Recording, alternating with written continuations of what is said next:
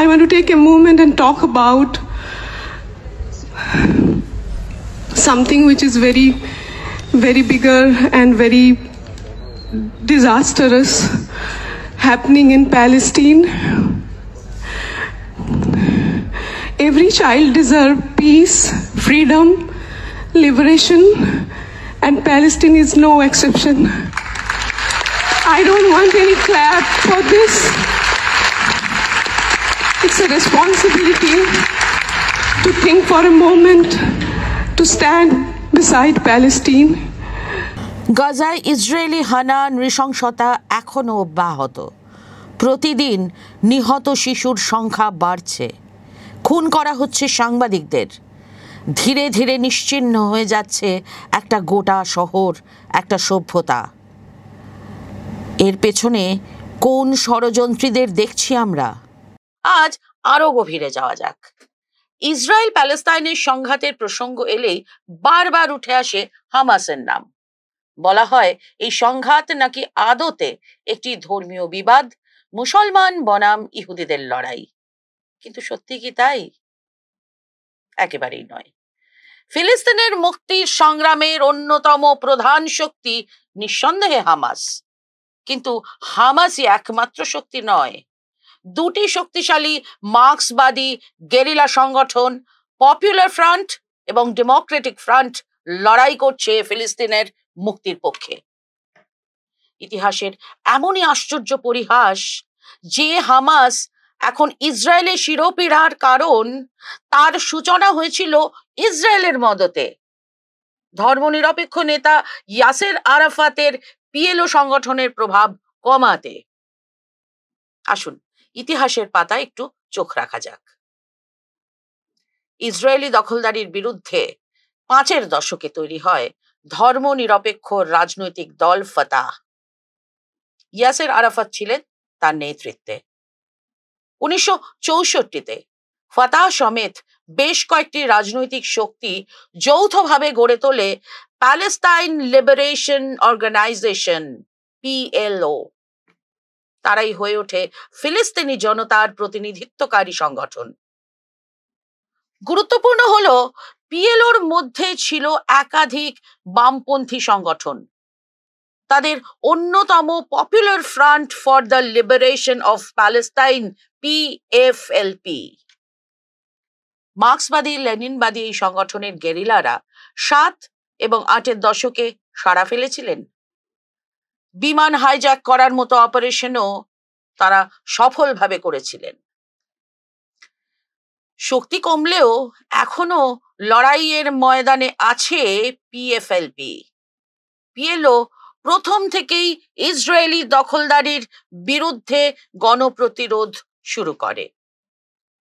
সমাজতান্ত্রিক শিবিরের সমর্থন পান আরাফাত। পিএলওর প্রতিরোধের ধরন ছিল একদিকে বিপুল গণজমায়েত, তার সঙ্গে গেরিলা পদ্ধতিতে প্রতিরোধ। বলা বাহুল্য, মার্কিন যুক্তরাষ্ট্রের মদতপুষ্ট ইসরায়েলের বিরুদ্ধে শান্তিপূর্ণভাবে লড়ার কোনো সুযোগ পিএলওর ছিল না। ইসরায়েলের সঙ্গে প্রতিরোধ সংগ্রামে বিশ্বের বিরাট অংশের সমর্থন পেয়েছিল পিএলও।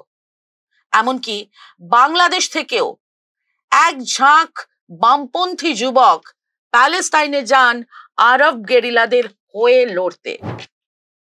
পশ্চিমবঙ্গের কবি লেখেন, আমি মৃদুল দাশগুপ্ত, আমি আরব গেরিলাদের সমর্থন করি।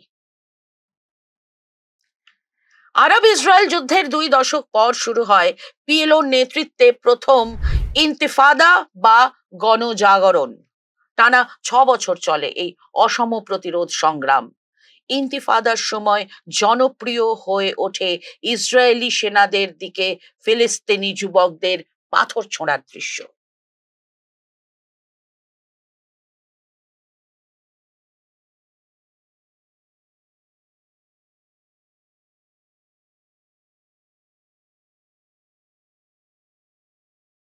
আন্দোলনের সংহতিতে পাথর ছোড়েন বিশিষ্ট তাত্ত্বিক এডওয়ার্ড সায়েদও।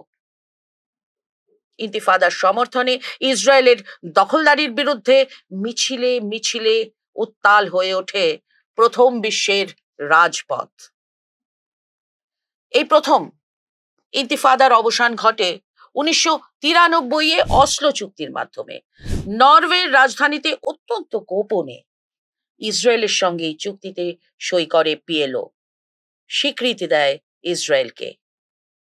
অসলো চুক্তির মাধ্যমে স্থির হয় ইসরায়েল গাজা এবং ওয়েস্ট ব্যাংক থেকে সরে আসবে, হিংসা বন্ধ হবে। দুঃখজনক হলেও সত্যি, এই চুক্তির আগে পিএলও নেতৃত্ব প্যালেস্তাইনের সংগ্রামী জনগণের মতামত নেননি, যারা বছরের পর বছর বুকের রক্ত ঢেলে দখলদার ইসরায়েলের বিরুদ্ধে লড়লেন। তারা কি চান জানতে চাননি পিএলও নেতারা। এই সময়টি প্যালেস্তাইনের প্রতিরোধ আন্দোলনের জলবিভাজিকা। পিএলও কার্যত নিজের হাতেই হামাস এবং ইসলামিক জিহাদের মতো সংগঠনের উত্থানের বীজ বপন করে।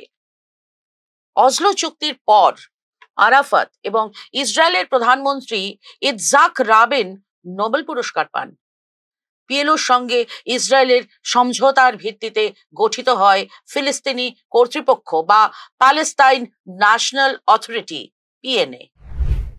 চুক্তিতে স্থির হয় পরবর্তী 5 বছর ফিলিস্তিনি কর্তৃপক্ষ অস্থায়ী সরকার হিসেবে সংঘাত নিরসনে আলোচনা চালিয়ে যাবে।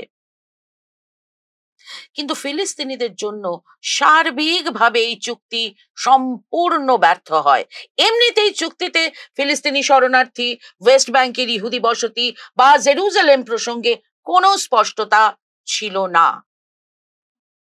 তার উপর ইসরায়েল অসলো চুক্তিতে আমলই দেয়নি, গাজা এবং ওয়েস্ট ব্যাংক থেকে সরে আসেনি। চুক্তির সময় ওই এলাকায় লাখখানেক ইহুদির বসবাস থাকলেও এখন তা অনেক বেড়েছে। এরপর পূর্ব জেরুজালেমকে আমেরিকা ইসরায়েলের রাজধানী হিসেবে স্বীকৃতি দিয়েছে। অসলো চুক্তি পিএলওকে নৈতিকভাবেও দুর্বল করে দেয়। এই চুক্তির প্রতিবাদে বামপন্থী পিএফএলপি গেরিলারা পিএলও ছেড়ে বেরিয়ে আসেন। অসলো চুক্তি ফিলিস্তিনিদের বিরাট অংশের কাছে গ্রহণযোগ্য ছিল না। পিএলও নেতৃত্বের দুর্বলতা, ব্যাপক অংশের ফিলিস্তিনির হতাশা এবং ক্ষোভ কাজে লাগিয়ে জনসমর্থন বাড়াতে থাকে হামাস এবং ইসলামিক জিহাদের মতো সংগঠনগুলি। হামাসের জন্ম 8-এর দশকে। মুসলিম ব্রাদারহুডের ফিলিস্তিনি শাখা হিসেবেই আল কায়েদার জন্ম যেমন সোভিয়েত ইউনিয়নকে রুখতে মার্কিন মদতে, ঠিক তেমনি একদম শুরুতে হামাসকে মদত দিয়েছিল ইসরায়েল। উদ্দেশ্য ছিল দুটি। প্রথমত, পিএলওর মতো ধর্মনিরপেক্ষ শক্তির পরিবর্তে হামাসের মতো কট্টর মৌলবাদী শক্তি যদি প্যালেস্তাইনের সংগ্রামে সামনের সারিতে থাকে, তাহলে প্যালেস্তাইনের পক্ষে আন্তর্জাতিক সমর্থন পাওয়া কঠিন। দ্বিতীয়ত, ফিলিস্তিনিদের প্রতিনিধিত্বকারী সংগঠন পিএলও এবং তার নেতা আরাফাতকে প্যালেস্তাইনের ভিতর থেকে চ্যালেঞ্জ ছুড়ে ফিলিস্তিনিদের রাজনৈতিক ঐক্য খতম করা। অসলো চুক্তির আপোষ হামাসের সামনে নতুন সম্ভাবনার দরজা খুলে দেয়। তারা প্রথম থেকেই অসলো চুক্তির তীব্র বিরোধিতা করে। ইসরায়েলের একটানা অবরোধ ও অত্যাচারের ধারাবাহিকতায় চলতি শতকের শুরুতে ঘটল দ্বিতীয় ইন্তিফাদা। তবে এবার আর পিএলওর নিয়ন্ত্রণ রইল না। হামাস সহ ইসলামিস্টদের শক্তি বাড়ল অনেক। আরাফাতের মৃত্যুর পর মাহমুদ আব্বাসের নেতৃত্বাধীন পিএলও ফিলিস্তিনি জনতার স্বাধীনতাকামী আকাঙ্ক্ষার ভর কেন্দ্র রূপে নিজেকে তুলে ধরতে ব্যর্থ হয়। পিএলওর বিরুদ্ধে বিপুল দুর্নীতি এবং ইসরায়েল ও তার পশ্চিমী মিত্রদের সঙ্গে বোঝাপড়ার অভিযোগ উঠতে থাকে। এই সব কিছুর পরিপ্রেক্ষিতে ইসরায়েলকে হটানোর প্রতিশ্রুতি দিয়ে 2006-এর সংসদীয় নির্বাচনে জিতে গাজার ক্ষমতায় আসে হামাস। ওয়েস্ট ব্যাংকে থাকে পিএলও, ফাতাহ নেতৃত্বাধীন প্যালেস্তাইন কর্তৃপক্ষ। এরপর গাজা থেকে পিএলও কার্যত বিতাড়িত হয়, হামাসই গাজা নিয়ন্ত্রণ করতে থাকে। বর্তমানে হামাস যেমন ফিলিস্তিনের মুক্তি সংগ্রামের একটি অংশ, ঠিক তেমনি পিএফএলপি বা ডিএফএলপির মতো কমিউনিস্ট শক্তিও এই সংগ্রামের শরিক। এছাড়া ওয়েস্ট ব্যাংক জুড়ে প্রচুর তরুণ তরুণী নিজেদের মতো করে মুক্তি সংগ্রামে অংশ নিচ্ছেন। এই সময়ের বিশ্বের পবিত্রতম দাবি ফিলিস্তিনের মুক্তি। নেলসন ম্যান্ডেলা বলেছিলেন, দক্ষিণ আফ্রিকার মুক্তি অসম্পূর্ণ থাকবে যদি প্যালেস্তাইন স্বাধীন না হয়।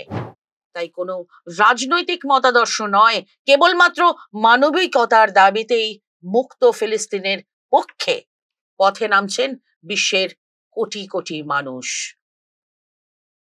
ইউরোপ উত্তাল, London, Paris, Amsterdam, Hague, Brussels সর্বত্র সংগঠিত হচ্ছে মার্চ ফর প্যালেস্টাইন। এই মিছিলে মুসলিম খ্রিস্টানদের পাশাপাশি হাঁটছেন ইহুদিরাও, হাঁটছেন হিটলারের গ্যাস চেম্বারে নিহত মানুষের সন্তান। এই মিছিল মানবতার, এই মিছিল নিপীড়িত মানুষের মুক্তির চিরন্তন কাফেলা। আজ এ পর্যন্তই।